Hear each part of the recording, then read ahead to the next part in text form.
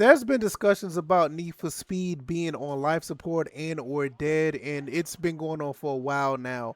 This was actually addressed about a week ago, and it seems like it's official. Need for Speed and the Burnout series, which I'm not going to talk about the Burnout series too much, but I'm definitely going to talk about Need for Speed.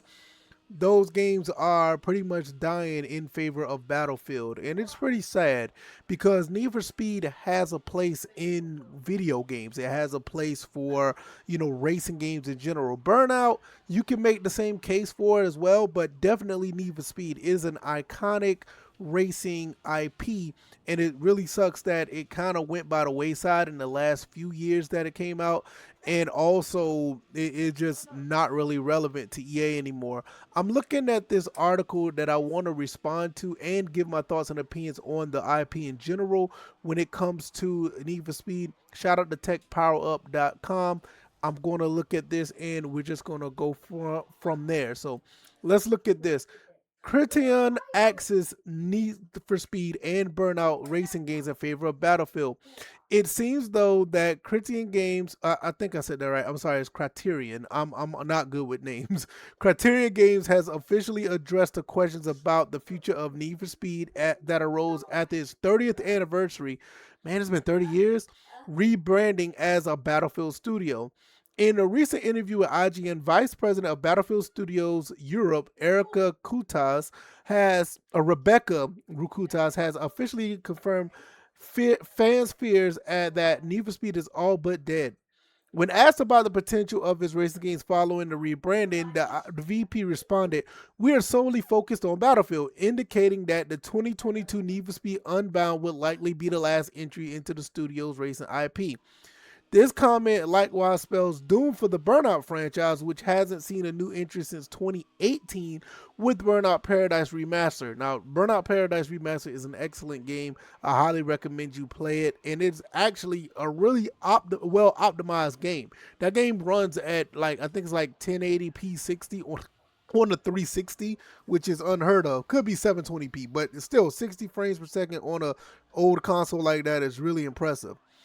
The absence of Burnout and Need for Speed leaves a notable gap in the racing game market that games like Forza and the Dirt series don't necessarily fill. Now, the Dirt series is dead. I don't know why they would talk about the Dirt series. The Dirt series is not going to be anymore either because of EA, and they killed the franchise. But Forza, they're mostly a Horizon type of game.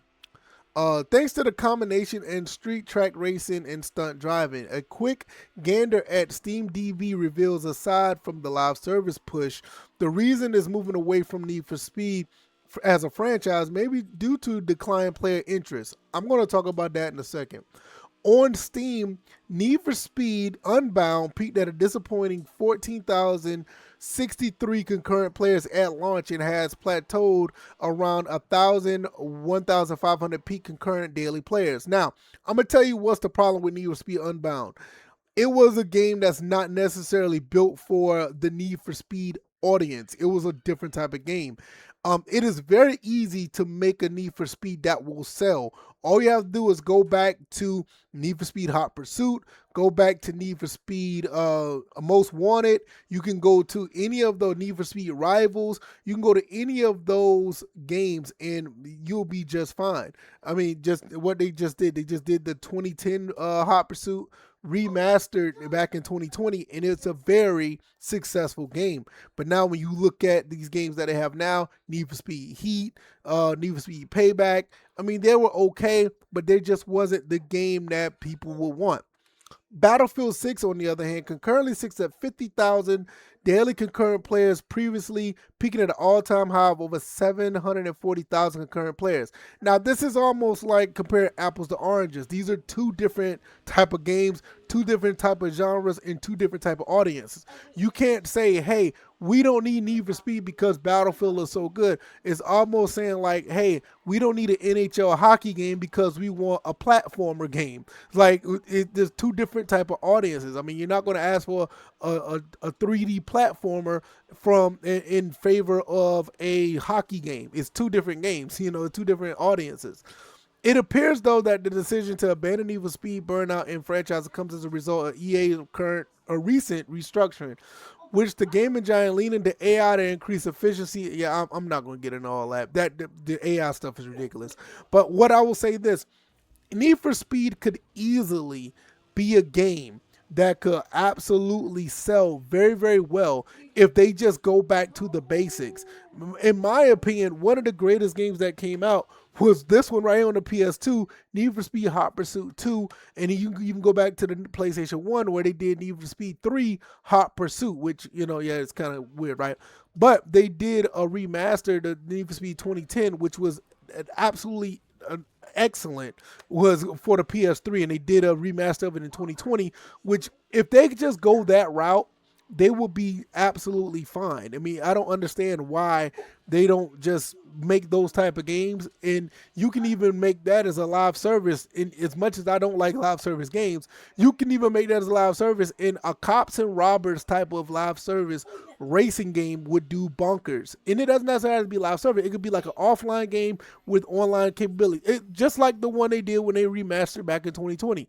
It will work very well. I just don't understand how they necessarily fumble this, because Need for Speed is definitely is an IP seller, but you can't make games like with story driven type of games. I mean, you've seen this happen with Need for Speed The Run, and that didn't work. Now, when you go back and do like Pro Street, you could do Need for Speed Shift, you can do Need for Speed Most Wanted 2005, you could do any of those type of games, and I promise you they will sell.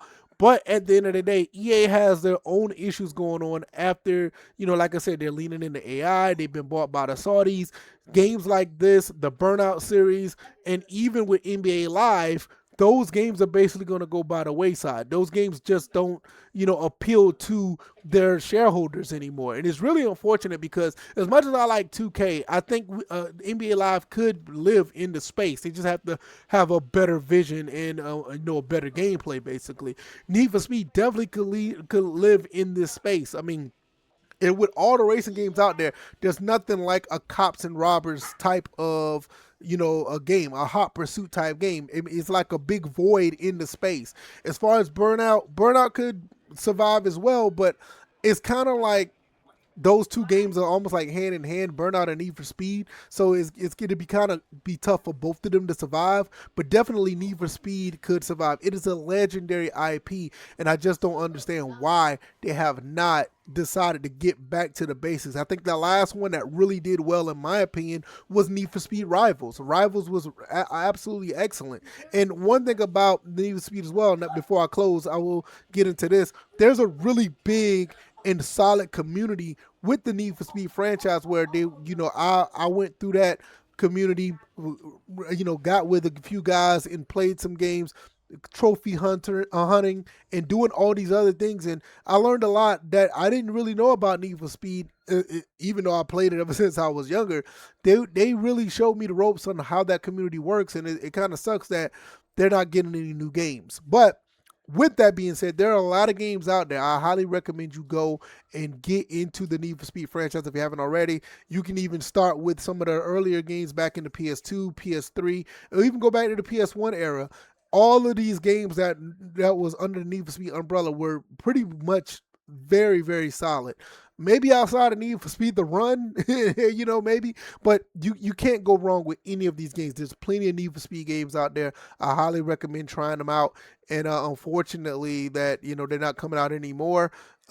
Is probably for the best, to be honest, because even if they did, they probably wouldn't do it right, But nevertheless, you guys let me know what you think. I'm pretty sad about this. It kind of sucks, but hey, it is what it is. It's how the gaming industry is now, right? They get rid of really good IPs, and it is what it is. But nevertheless, I'm going to get up out of here. Y'all take it easy, and y'all be blessed.